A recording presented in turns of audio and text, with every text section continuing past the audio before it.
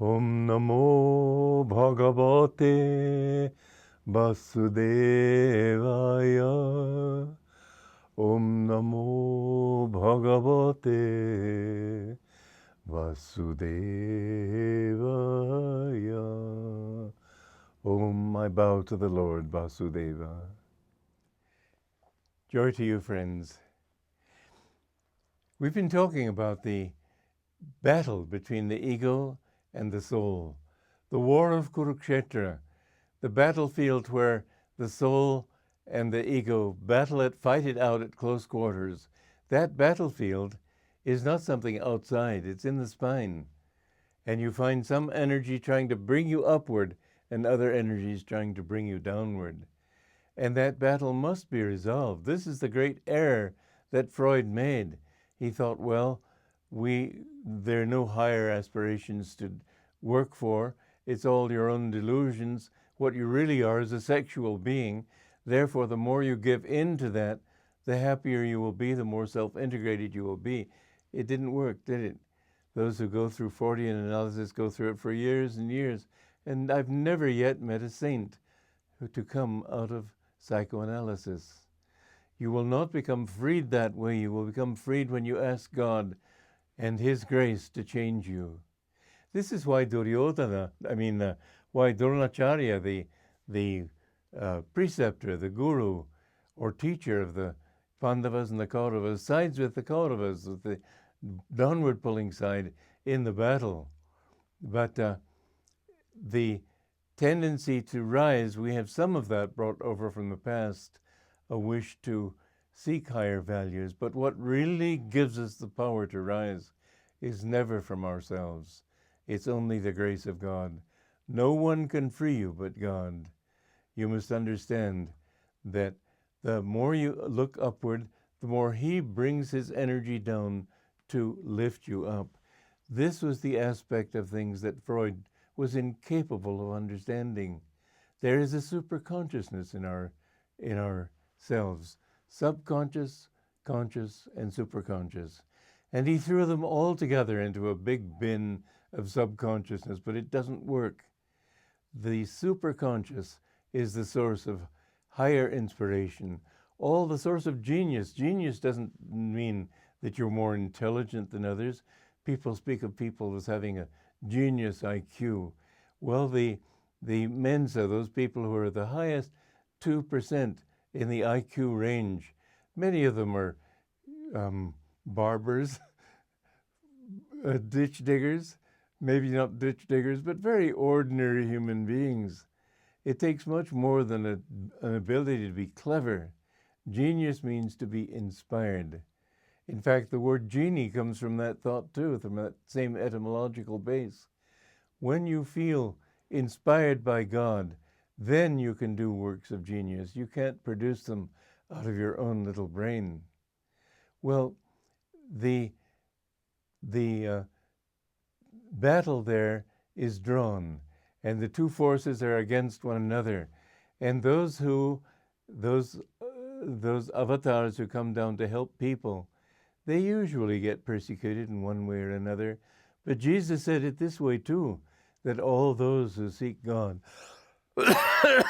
all those who renounce father and mother and brother and sister and family and everything for my sake and the gospel's, receive 100-fold, because your satisfaction is much greater than that of most people. But he said, and persecution. And the truth is that if you find these things, you will be persecuted. You have to fight. You cannot just say, somebody the other day was weeping to me, saying, all I want is peace. Why do I have to have people persecuting me and trying to pull me down to their level and so on? Well, poor girl, she just have to learn that this life is a battle. And if you want peace, you will usually give up the battle. You've got to realize that to be a true devotee of God means to be a warrior, to war against your own lower nature, to war against any influence that would pull you in another direction than that. And so it is that people, there's a beautiful passage in Autobiography of a Yogi. Beautiful may not be the right word, but somebody who He says, reason had forsaken him in an argument, and he was confronted with spiritual truths. Reason had forsaken him, but he could still shout. And so it is that people, when they can't any longer find good reasons to support their delusion, they will shout. They will even try to kill you or persecute you. You just have to accept that this is a part of the game. If you want to help people, some people will be very grateful. Other people will pull you down. I'm aware that that will happen to me, has happened to me, is going to continue to happen to me. Fortunately, it doesn't matter. If you want to kill me, that's fine by me, because I know that the only thing that is life anyway is God's joy. Without that, Jesus said, let the dead bury their dead. And this world, if you look at people a little closely, I was looking at a novel that I happened to find on my shelf, and I threw it away. But it was full of dead people. I don't mean they were literally corpses. I mean that their values were dead. Their interests in life were dead. Their understanding of people and things was dead. They had no life in them. There was no joy. There was no sense of the wonder of things. There was only a sense of, yep, gotta work, yep, gotta eat, yep, gotta make love, yep, gotta do this. It was absolutely pathetic. I had to throw the book out. I was sort of reading through it like this, and absolute bilge. But this is what the world loves, because to them, that's the way things are. What's the argument? That's just people, that's just life. But it isn't, it's death. Don't you see that until you have God's joy, you don't have life? Jesus said, I came that you might have life and have it more abundantly. And if I quote Jesus so much, it's because I grew up with his teaching, and therefore I know it better than other teachings. But the truth is truth everywhere. You can't say that any particular expression of it is the only expression of it. All great teachers of God, all great souls who knew God, they all say the same thing. We must get out of this ocean of suffering and misery, ocean of delusion, and understand that we are little children of God, and that the only thing worth having is his love, his kindness, his forgiveness. The spiritual path is so simple when you understand these truths.